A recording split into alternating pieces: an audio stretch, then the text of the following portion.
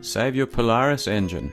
And that sounds dramatic, but it's actually true, and the part is extremely cheap. It's a little bit fiddly to get at it, but it's definitely an easy job that anyone can do. That's the part there. It's a little oil seal.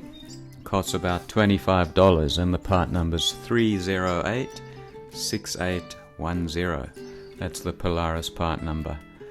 If you look at the workshop manual, it says one-way valve. The one-way valve prevents oil from draining out of the oil tank and into the crankcase when the engine is off. It must be clean and have adequate spring pressure in order to seal properly.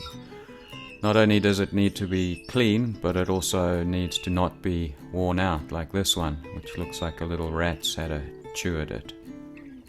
I'd like to thank Eric from Side by Side Spares here in New Zealand for putting me onto this little part and also telling me how to locate it. He was very helpful, and he's got tons of knowledge and tons of parts for Side by Side. So if you need anything, I do definitely recommend giving him a shout. So to change this part out, what you'll need is either a set of ring spanners or a socket set. We're going to go ahead now and show you how to change it. This is a socket set I used. It's a 13mm off memory for the bolt we want to undo, and you'll need a set of tweezers similar to this one to pull the seal out once you've undone the bolt.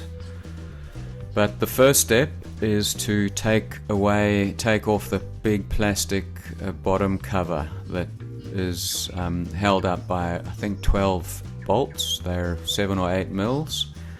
Socket was an easy way to get those undone. Once it's off, if you basically crawl under to the middle of the machine, and if you look in the top left hand corner, you can see out of focus there is the oil filter.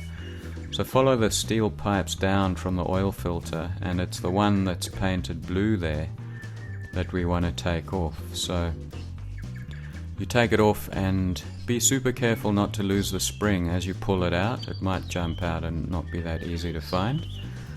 You take out the bolt, take out the spring, and then just put your tweezers in and pull the seal out. And yeah, very common problem. They often wear out, and you can see why. I mean, it's a little part that probably works quite hard and it's kind of forgotten about.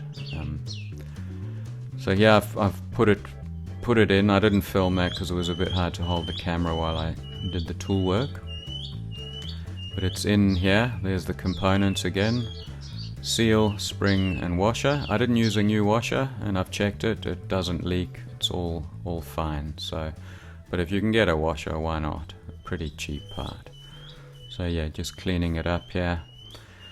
It started to rain, so I ran inside, and yeah, this is start of winter in Auckland. It's pretty. We live in a pretty subtropical kind of place, so yeah, when it starts to rain, it really comes down. That's the plastic plate that we're talking about.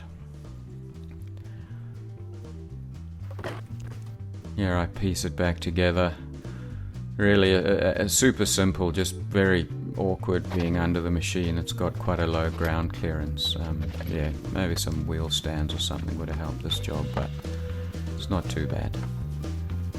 Started up, the machine worked well, and we can put it back into service. So yeah, I'm happy because the machine does do a bit of work for me. Yeah, here was its first job.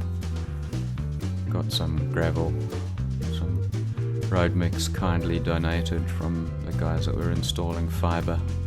They had some left over, so I just did a little bit of fill-in work here.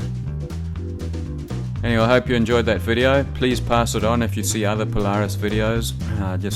Just mention this or give it a like, because it helps people with Polarises find the video.